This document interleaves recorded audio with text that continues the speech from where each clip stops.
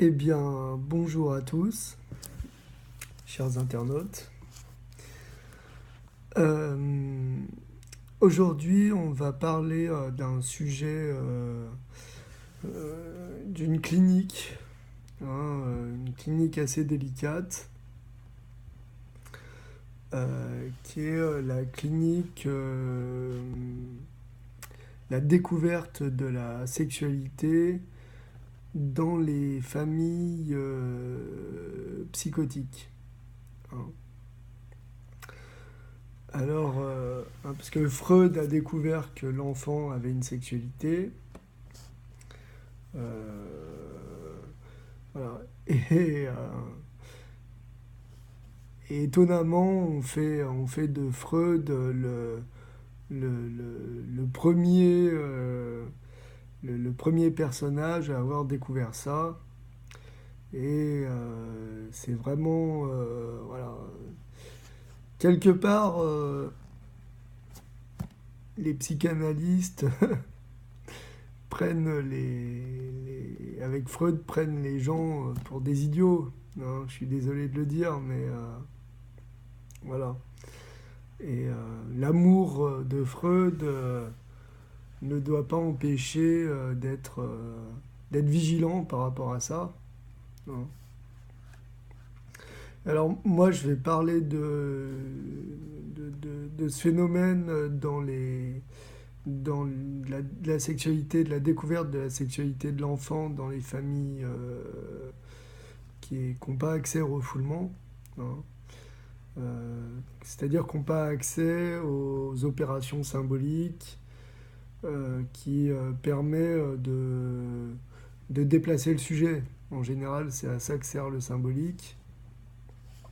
À déplacer le sujet et à faire en sorte qu'il soit plus accessible de façon plus soft, hein. Parce qu'en fait, il faut savoir que la psychose, c'est quoi en général? C'est une façon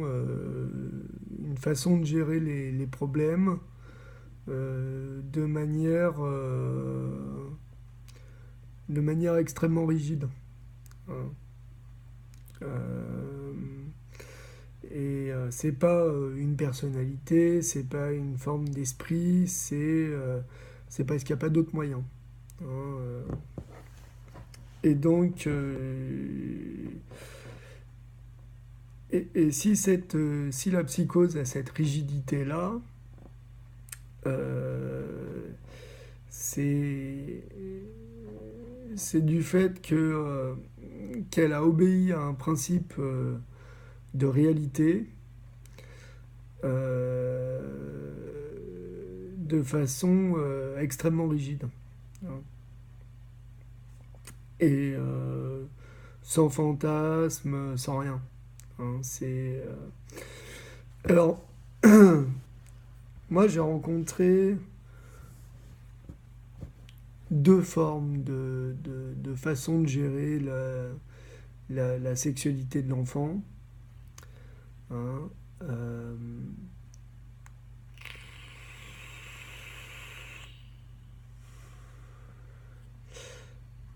alors, en général, l'interprétation parentale sur la sexualité de l'enfant, euh, c'est la même que celle de Freud, hein. C'est-à-dire l'enfant est un pervers, voilà, pervers polymorphe. Alors, voilà.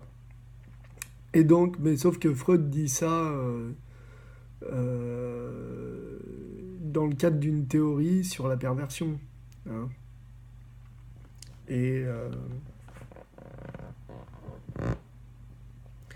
sauf que dans les familles psychotiques, la famille découvre la sexualité de l'enfant euh, dans un cadre extrêmement rigide euh, qui tend vers l'accusation, hein. l'accusation de l'enfant, la punition de l'enfant, hein, et alors chez les filles, ça peut être l'accusation d'être une prostituée, hein, enfin, métaphore de la prostituée, hein. Chez les garçons, ça peut être l'accusation d'être un voyou, hein. Donc on voit bien comment la sexualité est vécue de façon extrêmement perverse, hein, dans dans les familles, hein. Et la sexualité est d'autant moins bien vécue euh, qu'elle est une transgression, hein. Et, euh, et donc à partir de là, évidemment, ça peut changer complètement la mentalité d'une famille, hein. Et on comprend aussi après euh, pourquoi la sexualité de l'enfant pose problème, hein. Dans les familles qui ont accès aux opérations symboliques, aux opérations de refoulement, euh, la sexualité de l'enfant est pas du tout vécue euh, comme une agression, hein. Et on imagine par exemple la jalousie une mère qui développe une jalousie vis-à-vis de sa fille, qui développe elle-même une sexualité euh, envers les hommes et envers tous les hommes de la famille, hein. On imagine bien que ça va créer un bouleversement qui sera géré par la punition, etc., hein. Donc, oh, excusez-moi, c'est l'ordinateur. Et voilà.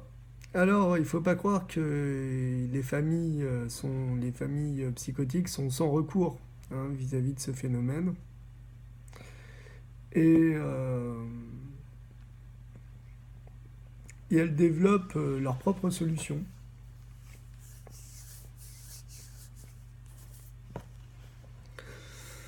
Alors, dans les familles névrosées, euh,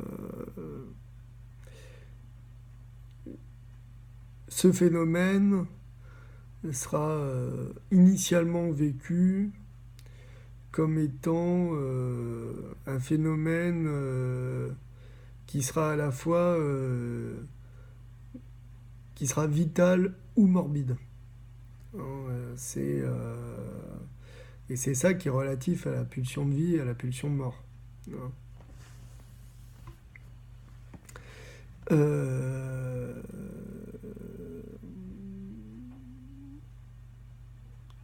et dans les familles pour lesquelles les choses ne se posent pas comme ça, euh, ça sera vécu tout à fait autrement, hein. La, les- les- le, la sexualité peut être vécue comme un déchet, hein, comme un déchet psychique. Euh, et, euh, et c'est vrai que hein, si on fait appel au fait que le refoulement est refoulement du déchet, euh,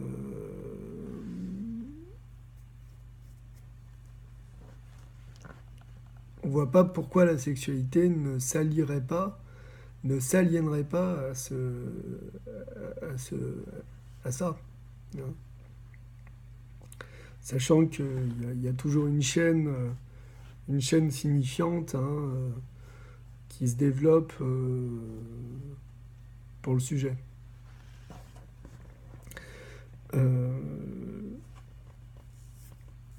Mais là, dans les familles psychotiques, le déchet peut être aussi vécu comme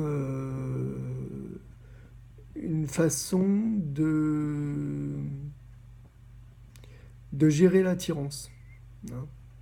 C'est-à-dire que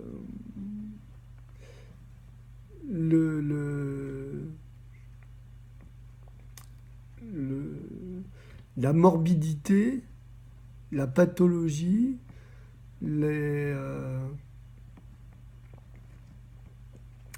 tout ce qui va créer une répulsion peut être utilisé contre la sexualité.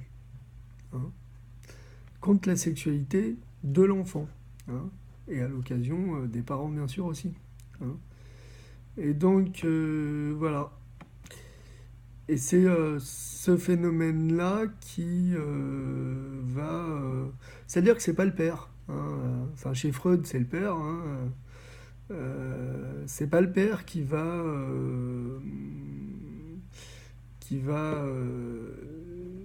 gérer l'interdit de l'inceste. C'est le déchet. Voilà. Et donc... reste à savoir si dans la névrose, le père est forcément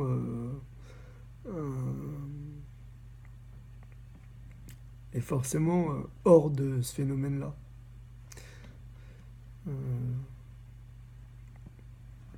Et du coup, c'est aussi comme ça aussi qu'on comprend, par exemple, les phénomènes sadomasochistes. Hein. On comprend un peu tout ce qui va pouvoir s'aliéner sexe et déchets. Pourquoi ça va se mêler alors que normalement dans la sexualité il y a quand même quelque chose qui vient se rompre avec cette chaîne, en tout cas dans la névrose. Hein. Voilà ce que je pouvais dire aujourd'hui de la sexualité dans les familles psychotiques, l'émergence de la sexualité dans les familles psychotiques. Je vous souhaite une bonne journée. Au revoir.